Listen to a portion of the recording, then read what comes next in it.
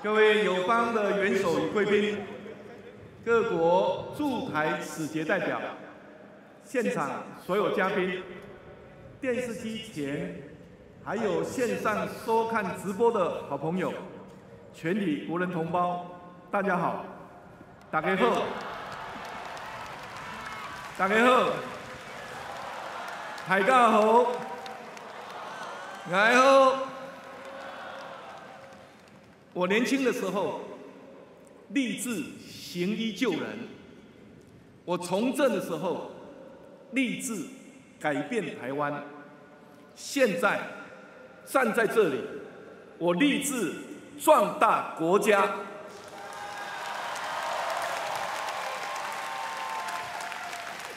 我以无比坚定的心情，接受人民的托付，就职中华民国第16任总统。我将依据中华民国宪政体制，肩负起带领国家勇往前进的重责大任。回想1949年的今天，台湾实施戒严，全面进入专制的黑暗年代。1996年的今天，台湾第一位民选的总统宣誓就职，向国际社会传达中华民国台湾是一个主权独立的国家，主权在民。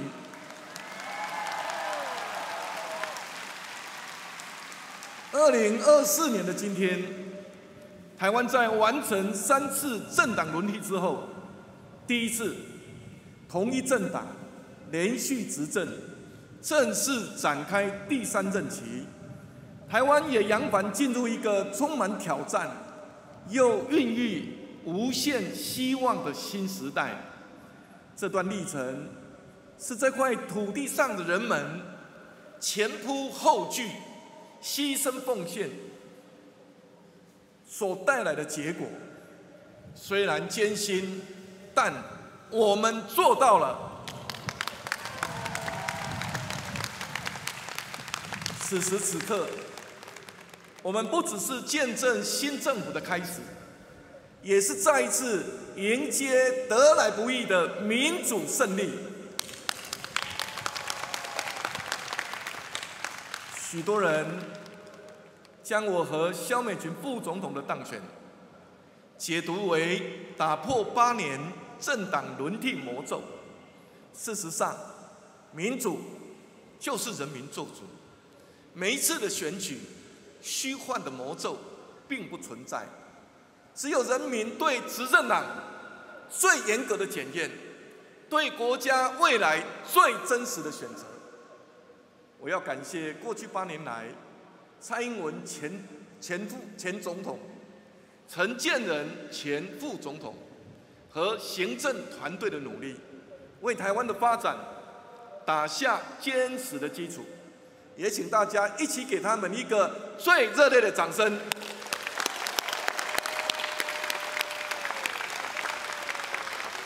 我也要感谢国人同胞大家的支持，不受外来势力的影响，坚定守护民主，向前走，不回头，为台湾翻开历史的新页。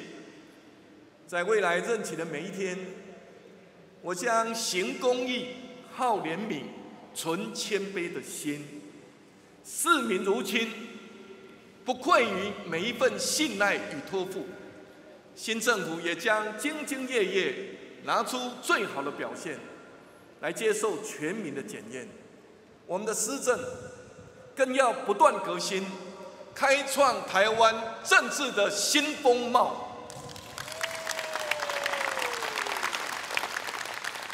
今年2月上任的新国会，是台湾时隔16年后再次出现3党不过半的立法院。面对这个政治新局，有些人抱持期待，也有些人感到忧心。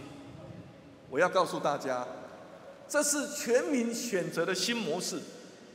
当我们以新思维看待三党不过半，这代表着朝野政党都能够分享各自的理念，也将共同承担国家的种种挑战。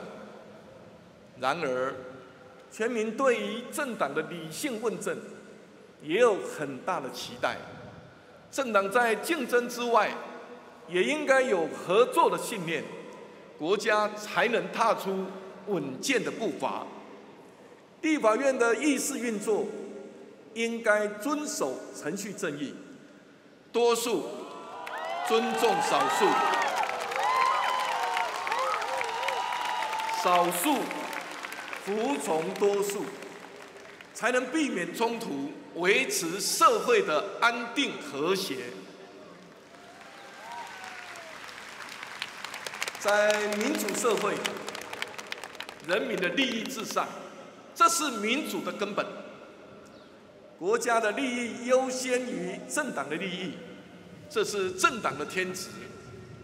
当朝野政党推动法案都能够合乎宪法，秉持人民至上、国家优先的精神时，国政自然顺利推展。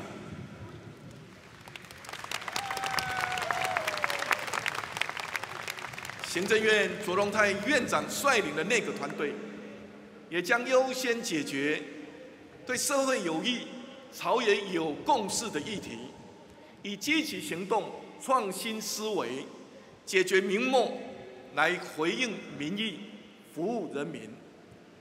目前04、03灾后的复原工作正在进行，我要再次向罹难者表示哀悼，慰问家属。我也要感谢所有协助救灾和重建的国人，以及再次感谢国际社会的关心和支持。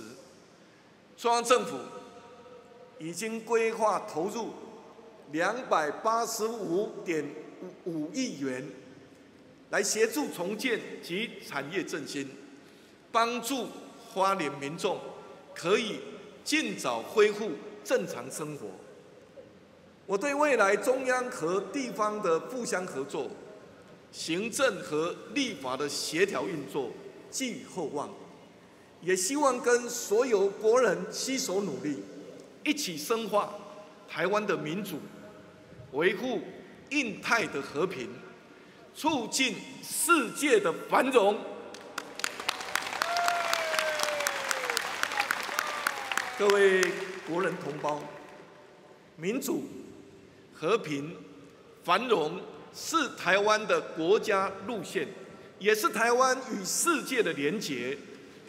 台湾是世界民主链的亮点，民主台湾的光荣时代已经来临。台湾自从总统直选以来，已经成为全球最蓬勃民主发展的国家之一。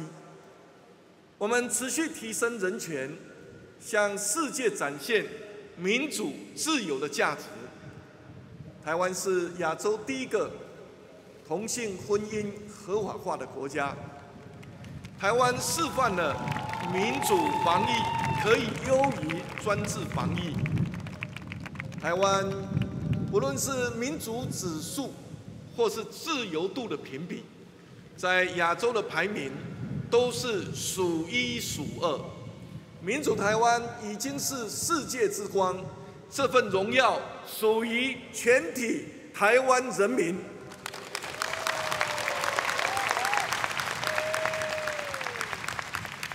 未来，新政府将持续善用台湾的民主活力，推动国家发展，也加深国际合作。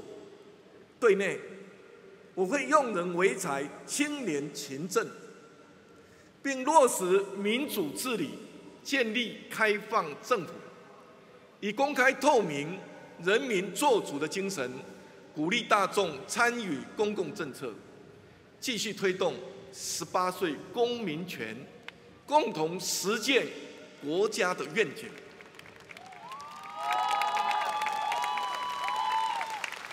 对外，我们将持续与民主国家形成民主共同体，彼此交流各领域的发展经验，一起对抗假讯息，强化民主韧性，因应各项挑战，让台湾成为民主世界的 MVP。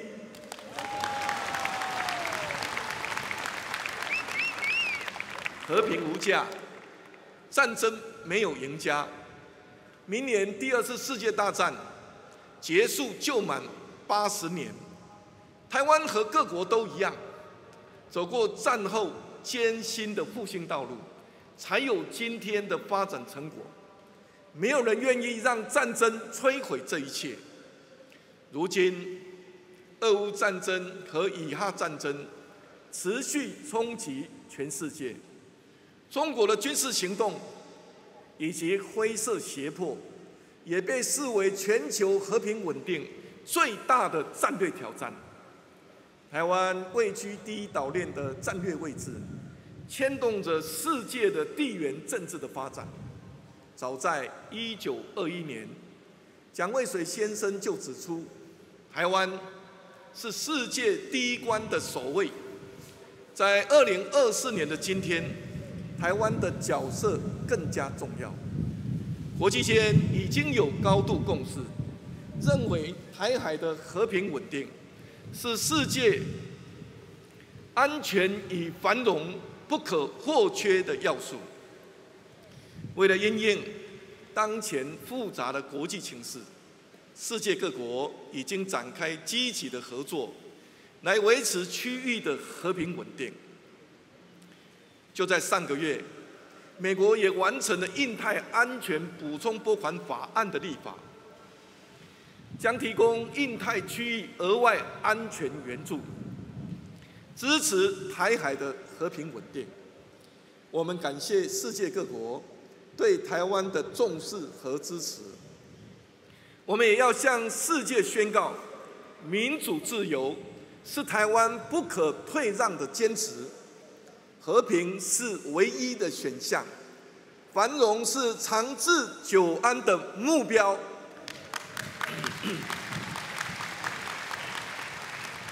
由于两岸的未来对世界的局势有决定性的影响，承接民主化台湾的我们，将是和平的舵手。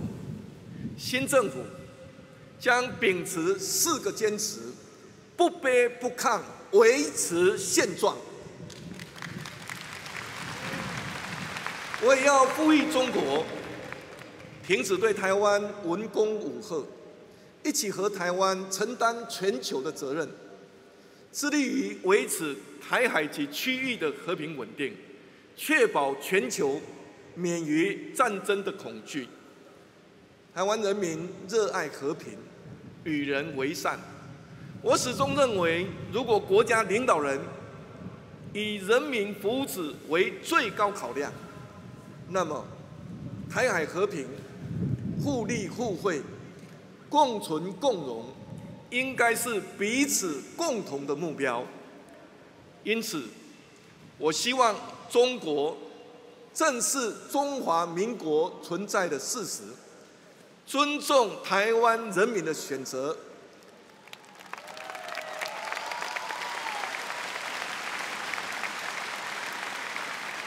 拿出诚意，和台湾民选合法的政府，在对等尊严的原则下，以对话取代对抗，交流取代围堵，进行合作。可以先从重启双边对等的观光旅游，以及学位生来台就学开始，一起追求和平共荣。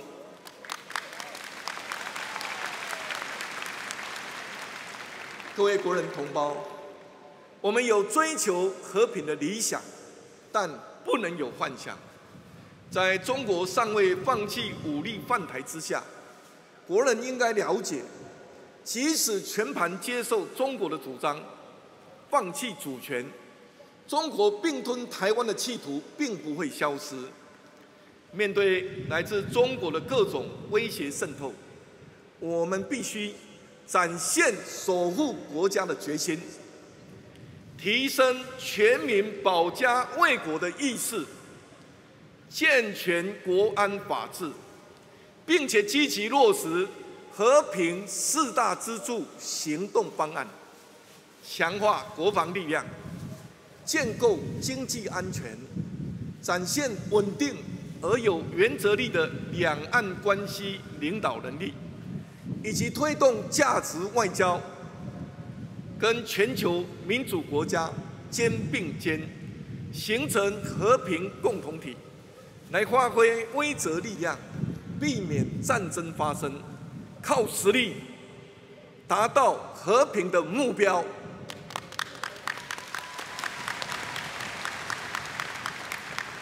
台湾需要世界，世界也需要台湾。台湾不只是打开世界的大门，台湾已经走到世界舞台的中心。展望未来的世界，半导体无所不在 ，AI 浪潮席卷而来。现在的台湾掌握半导体先进制程，站在 AI 革命的中心。是全球民主供应链的关键，是影响世界经济发展以及人类生活的幸福与繁荣。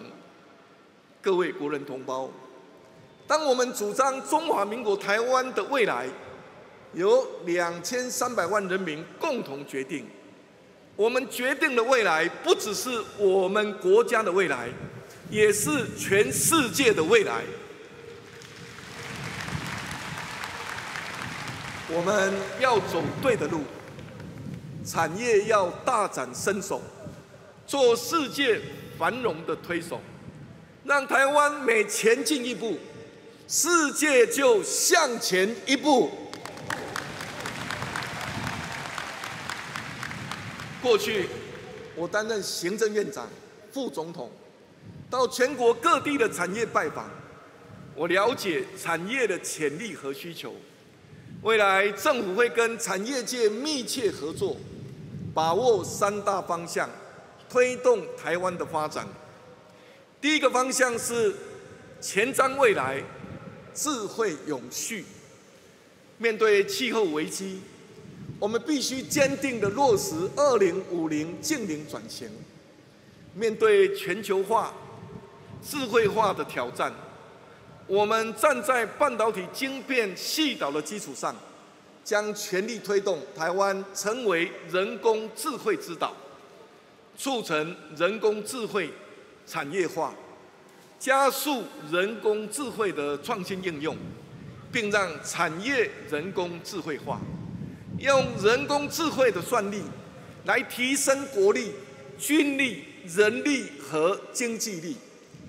我们也必须发展创新驱动的经济模式，透过数位转型以及净零转型的双轴力量，来协助中小企业升级转型，追求包容性成长，打造智慧永续新台湾，创造台湾第2次的经济奇迹。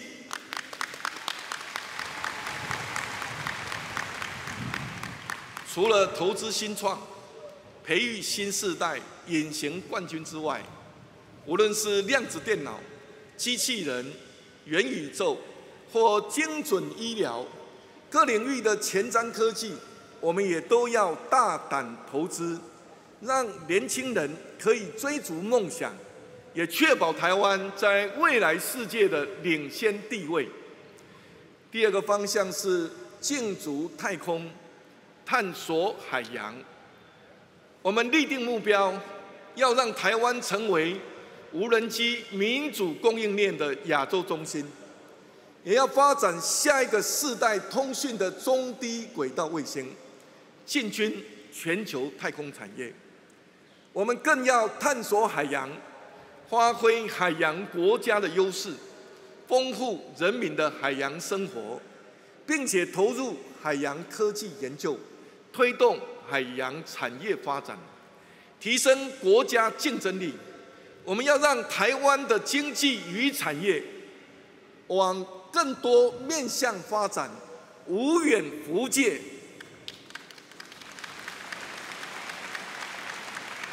第三个方向是布局全球，行销全世界。台湾已经申请加入 CPTPP， 我们会积极争取加入区域经济整合，跟世界民主国家签订双边投资保障协定，深化贸易伙伴关系，并解决碳关税问题，进一步开拓产业发展空间。我们也要站稳全球供应链的关键地位，好好把握地缘政治变化所带来的商机，发展半导体、人工智慧、军工、安控以及次世代通讯等5大信赖产业，并且持续改善投资环境，欢迎台商回台投资，鼓励在地的企业扩大投资，根留台湾。我要向各行各业的朋友保证，各位有雄心壮志追求顶尖，政府也有决心鼎力相助，让台湾的产业能够立足台湾，布局全球，行销全世界。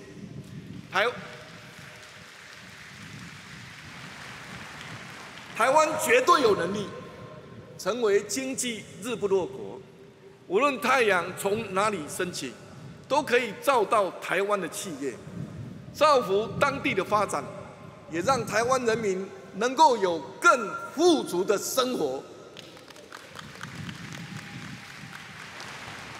我相信，经济发展的果实应该为全民所共享。未来在推动国家希望工程、扩大社会投资之下，我要建立一个有爱和道德勇气的台湾社会。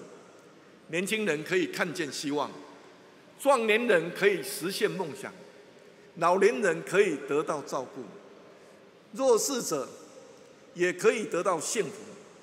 每一个人在人生的每一个阶段，都能够获得政府的支持。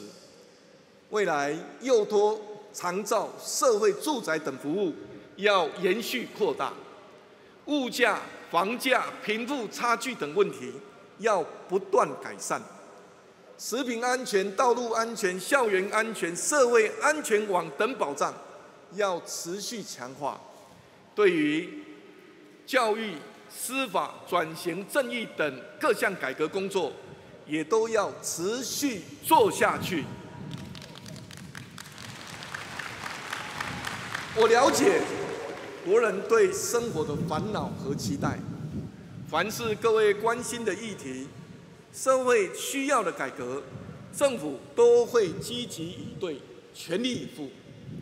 大家希望收入更高，我会推动产业升级，创造更好的薪资环境。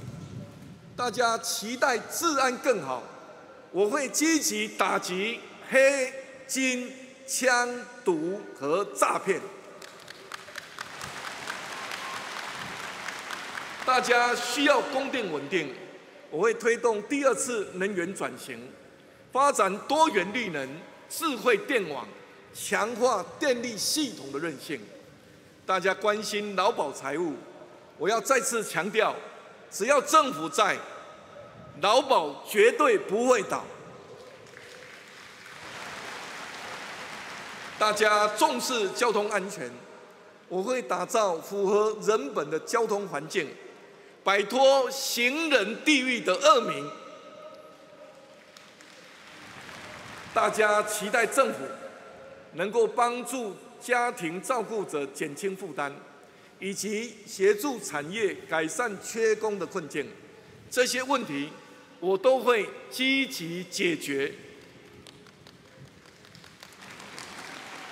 迎向未来，我们都期待一个更强韧的台湾，可以妥善因应传染病、天灾地变等各类型灾害，以及加速都市更新，解决危老建筑的问题。我们也期待一个更健康的台湾。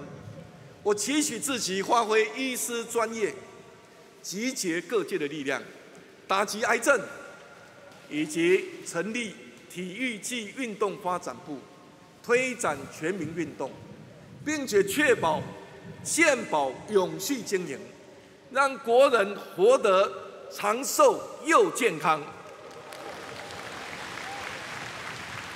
未来的台湾要保有多样性的生态环境、多元族群的文化，以及实践环境永续、文化永续，让国家更美好。未来的台湾会有更多元发展的创新经济，会有更普及的数位科技应用，会有更好的竞争力和双语力，会有更强大的公共支持服务体系，也会有更尊重性别平等的环境，让每一位国民的权利受到保障。未来的台湾更要让每一个县市依据特色发展，推动地方创生产业，落实均衡台湾的目标，处处可以安居，人人可以乐业。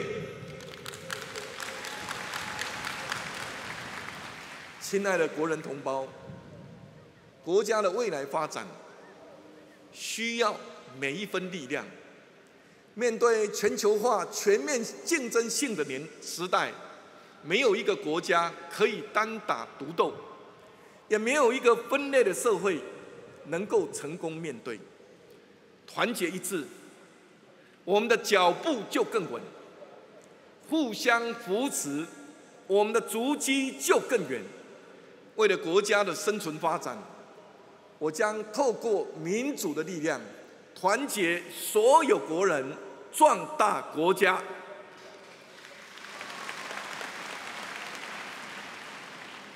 我们都知道，有主权才有国家。根据中华民国宪法，中华民国主权属于国民全体。有中华民国国籍者为中华民国国民。由此可见，中华民国与中华人民共和国互不隶属。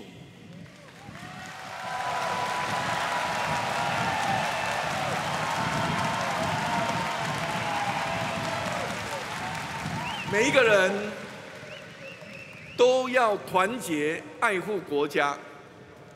任何一个政党都应该反并吞护主权，不可为了政权牺牲国家主权。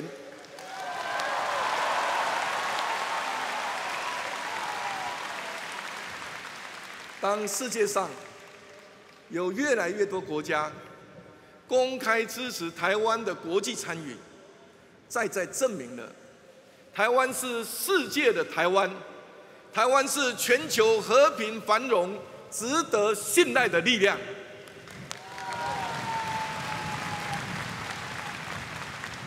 全体国人不分族群，也不论先来后到，只要认同台湾，都是这个国家的主人。无论是中华民国、中华民国台湾，或是台湾，皆是我们自己，或国际友人称呼我们国家的名称，都一样响亮。就让我们不分彼此，大家一条心，大步走向世界。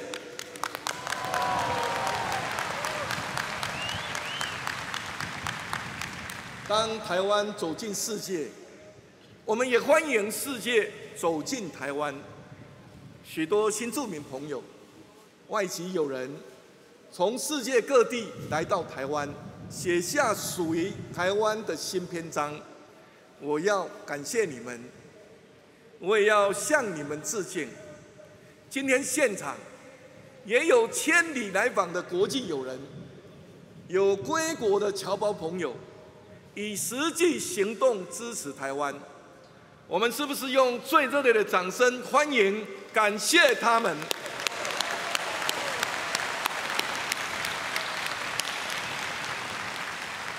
今晚，我们接待国内外宾客的国宴，选择在台南举办。1624年，台湾从台南出发，开启台湾全球化的开端。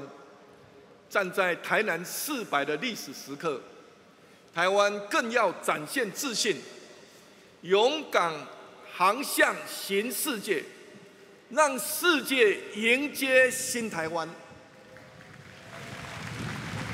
我也要邀请每一位国人和我一起，为孕育你我的母亲台湾喝彩。我们一起用行动守护它，荣耀它，让世界拥抱它，让它成为国际上令人尊敬的伟大国家。